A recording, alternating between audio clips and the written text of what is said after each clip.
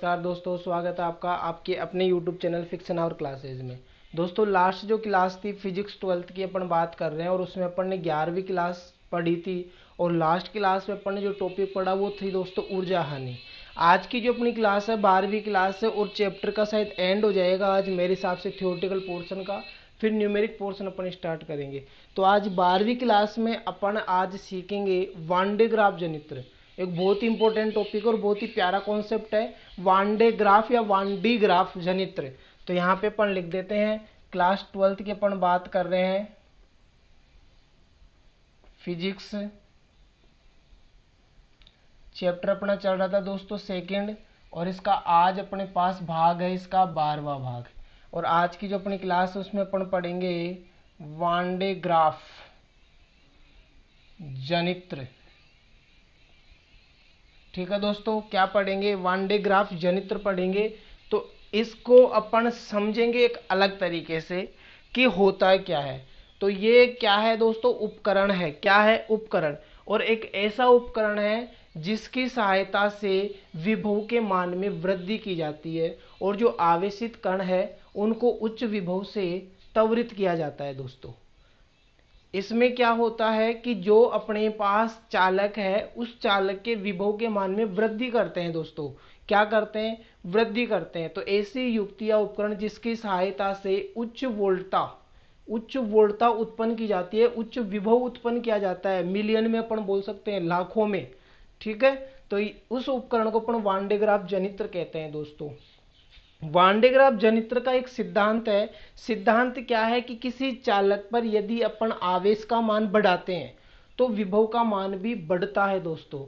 यानी कि आवेश विभव के क्या होता है? समानुपाती होता है। ये बात अपन जानते हैं, पहले अपन ने ये संधारित्र में भी पढ़ा था कि जब किसी चालक में आवेश का मान बढ़ाते हैं तो सीधी सी बात है, कॉन्सेप्चुअल बात है कि विभव का मान भी वहां पे बढ़ता है। तो अपने पास क्या है, इसका अपन सिद्धांत पढ़ना चाह रहे हैं। पहले सिद्धांत में क्या है भाई, जब दो चालकों में विभवांतर होगा, विभव का अंतर होगा, तो ही कण जो है वो उच्च विभव से त्वरित हो सकते हैं।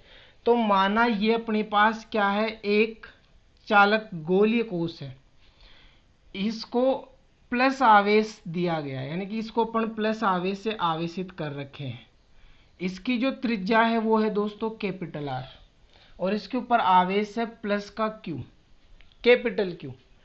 इसके सेंटर में, तो इसके कारण जो विभव होगा वो क्या हो जाएगा? V1 बराबर के क्यू अपॉन आर, क्योंकि V बराबर के क्यू अपॉन आर होता है। इसके केंद्र पर एक और चालक है जो कैसा है? ठोस है दोस्तों। कैसा है? ठोस। और इस ठोस चालक की त्रिज्या कितनी है? Small r. इसके ऊपर आवेश है प्लस आवेश स्मॉल क्यू, तो इसके कारण विभव हो जाएगा V2 बराबर के क्यू अपॉन स्मॉल आर। सूत्र लगाया अपन ने के क्यू अपॉन आर। तो ये समीकरण नंबर 1 हो गया और ये समीकरण नंबर 2 हो गया। अब इन दोनों चालकों को अपन क्या कर रहे हैं, चालक तार से जब जोड़ा जाता है तो यहाँ का जो आवेश है यहाँ से इस चालक पर स्थानांतरित हो जाता है। यहाँ पे जो छोटे गोले पर जो विभव होगा, आवेश होगा, वो बड़े गोले पर क्या होता है? स्थानांतरित तो होने लग जाता है, जिसके कारण अपने पास विभव आ जाता है V3 के क्यू, यानी कि छोटा क्यू जा रहा है कहाँ पे? जा रहा है बड़ी त्रिज्या पे। छोटा जो आवेश है, स्मॉल क्यू आवेश है, वो जा रहा है, स्थानांतरित हो रहा है कौन से गोले पर? कैपिटल आर त्रिज्या वाले गोले पर। तो आवेश तो आएगा छोटे का, त्रिज्या आएगी बड़े की। तो समीकरण नंबर क्या हो जाएगा? ये 3 हो जाएगा अपना। अभी यदि अपन बड़े गोले पर विभव चेक करना चाहे, जो अपने पास आर त्रिज्या का जो गोला है उसके ऊपर जो कुल विभव आएगा, यानी कि जो बड़ा गोला है इसके ऊपर कुल विभव आएगा, वो इसके और इसके योग के कारण आएगा, क्योंकि ये विभव भी इसी के ऊपर स्थानांतरित हो गया और ये विभव ऑलरेडी इसके ऊपर था। तो यहाँ पे अपन लिख देते हैं बड़े गोले पर विभव क्या हो जाएगा? V बराबर V1 प्लस V3। तो V बराबर V1 का मान है के क्यू अपॉन आर और इसका मान है के क्यू अपॉन कैपिटल आर। ये समीकरण नंबर 4 हो जाएगा। और दोस्तों छोटे गोले पर विभव क्या होगा? एक विभव तो अपना ये है और एक अपने पास ये और आ गया, क्योंकि ये भी तो छोटे गोले के कारण ही उत्पन्न हो रहा है। किसके कारण उत्पन्न हो रहा है? छोटे गोले के कारण। भाई जा रहा है बड़े गोले पर, लेकिन हो किसके कारण रहा है? छोटे गोले के कारण। तो ये छोटे गोले का विभव होगा। तो छोटे गोले पर विभव या छोटे गोले के कारण विभव v बराबर यहाँ पे हो जाएगा क्या, यहाँ पे अपन कर देंगे कैपिटल R, और यहाँ पे हो जाएगा v स्मॉल r, ये हो जाएगा v2 प्लस v3। तो वी आर बराबर के क्यू अपॉन स्मॉल आर और k q upon capital are. कुछ समझ में आया दोस्तों? के क्यू अपॉन स्मॉल आर और के क्यू अपॉन ये वाला अपने पास।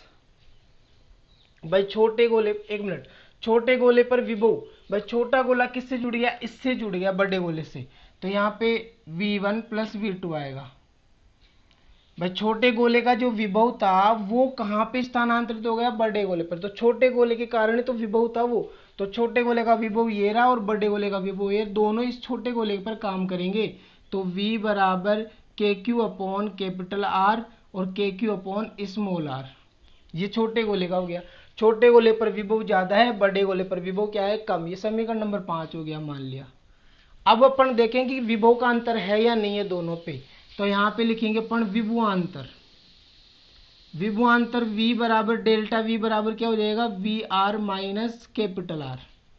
भाई छोटे गोले का जो विभव है वो और बड़े गोले का विभव। तो डेल्टा v बराबर छोटे गोले का विभव ये है के क्यू अपॉन कैपिटल आर और k q upon small r. Minus करेंगे इसको तो के क्यू अपॉन कैपिटल आर और ये माइनस हो जाएगा के क्यू अपॉन कैपिटल आर। देखो के क्यू अपॉन कैपिटल आर, के क्यू अपॉन कैपिटल आर, ये तो कट गया प्लस माइनस, क्या बचा? डेल्टा वी बराबर के क्यू अपॉन स्मॉल आर और k q upon capital are. के क्यू कॉमन आ रहा है, बाहर निकाल लेते हैं। तो दोस्तों डेल्टा वी बराबर के क्यू तो कॉमन आ गया, 1 upon small r minus 1 upon capital r. तो इसमें क्या पता चल रहा है कि बड़े गोले का आवेश कोई काम नहीं करता है, यानी कि जो विभवांतर होता है दोनों चालकों के मध्य, उसमें बड़े गोले का जो आवेश है वो कोई काम नहीं करता है। तो इसमें क्या हुआ कि ये दोनों जो विभव है ये छोटे गोले के लिए काम करते हैं, क्योंकि छोटे गोले का विभव कहाँ पे स्थानांतरित हो गया? बड़े गोले पे। और ये दोनों बड़े गोले के लिए काम करते हैं, क्योंकि ये तो पहले से ही था और ये और उत्पन्न हो गया, तो ये बड़े गोले का विभव आ गया। आपको समझ में आ गया होगा, उम्मीद करता हूँ। बड़े गोले यानी कैपिटल आर, उसमें v1 और v3 हो जाएगा, और छोटे गोले यानी स्मॉल आर, उसमें v1 और v2 हो जाएगा। ये तो था ही, और ये भी इसी के लिए काम कर रहा है, क्योंकि यहाँ का विभव यहाँ पे स्थानांतरित होगा, आवेश तो स्थानांतरित तो यहीं पे हो रहा है ना वो, इस वजह से। तो ये अपने पास डेल्टा वी का मान आ गया। इसमें कौन सा आवेश है? छोटा आवेश है, यानी कि छोटे गोले का आवेश है। तो बड़े गोले का आवेश यहाँ पे कोई काम नहीं करता, अर्थात दोनों गोलों के मध्य विभवांतर बड़े गोले के या बड़े चालक के विभव पर या आवेश पर निर्भर नहीं होता है।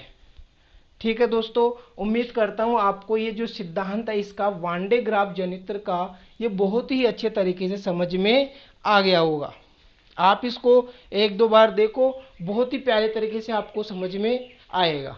इसमें अपने पास एक टॉपिक और आएगा,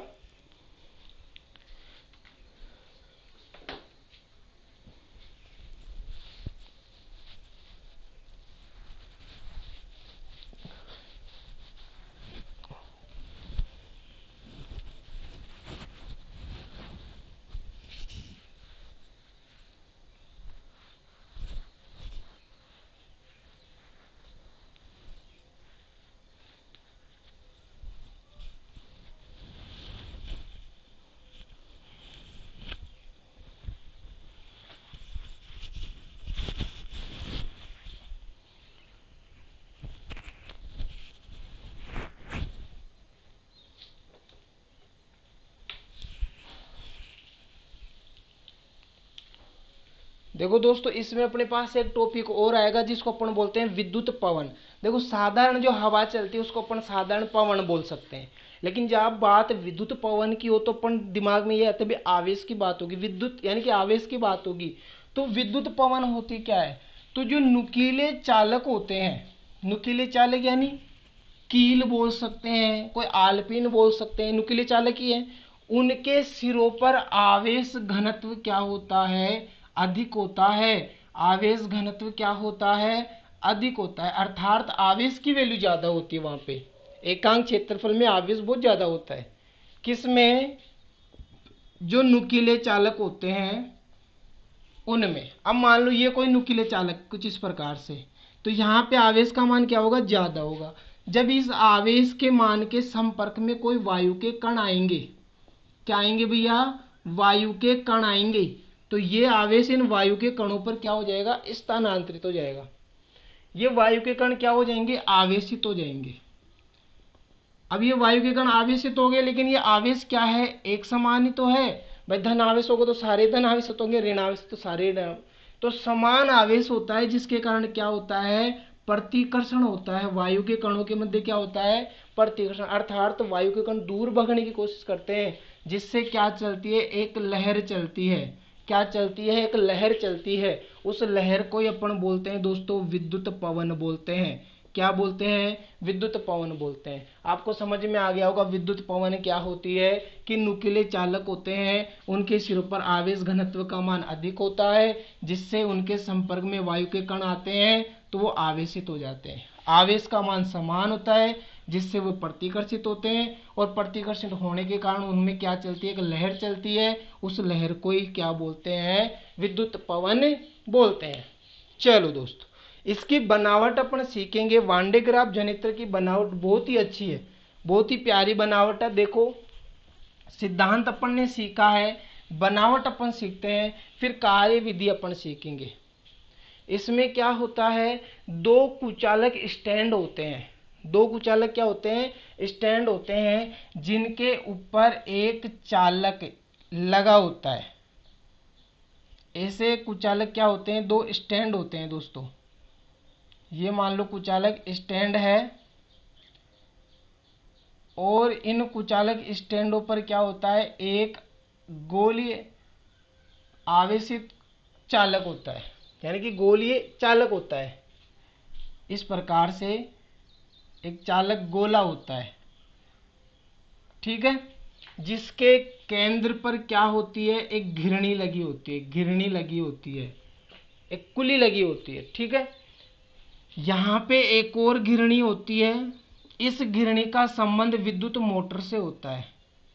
इस घिरणी का संबंध किससे होता है दोस्तों, विद्युत मोटर से होता है। किससे होता है, विद्युत मोटर से। यह है अपनी विद्युत मोटर, इसको अपन विद्युत मोटर बोलेंगे, विद्युत मोटर। और दोनों घिरणियों पे क्या चढ़ा होता है, एक कुचालक बेल्ट या पट्टा चढ़ा होता है। दोनों घिरणियों पर क्या चढ़ा होता है, एक कुचालक बेल्ट या फिर अपन बोल सकते हैं पट्टा चढ़ा होता है, कुचालक पट्टा। ये है कुचालक पट्टा, कुचालक पट्टा, ठीक है दोस्तों। और यहाँ पे इसके सामने यहाँ पे एक विद्युत ब्रश लगी होती है। क्या लगी होती है, विद्युत ब्रश लगी होती है, धातु की एक ब्रश होती है। ये B1 है, ब्रश B1। और यहाँ पे एक और ब्रश होती है, इसका संबंध इस चालक से होता है, ये ब्रश B2 है।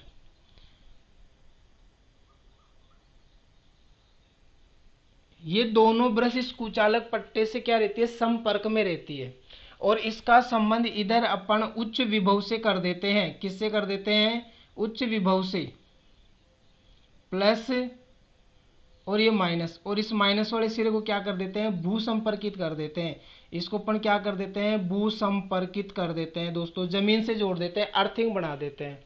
तो इस प्रकार से बनी व्यवस्था को अपन क्या कहते हैं, वान डे ग्राफ जनित्र कहते हैं। क्या कहते हैं, वान डे ग्राफ जनित्र। ये M1 घिरणी होती है और ये M2 घिरणी होती है। ये P1 पोल होता है, ये P2 पोल होता है। कुचालक स्टैंड पोल अपन जिसको बोलते हैं, खंबा जिसको बोलते हैं, उसके ऊपर ये चालक एस लगा होता है, स्पेयर लगा होता है, गोला लगा होता है।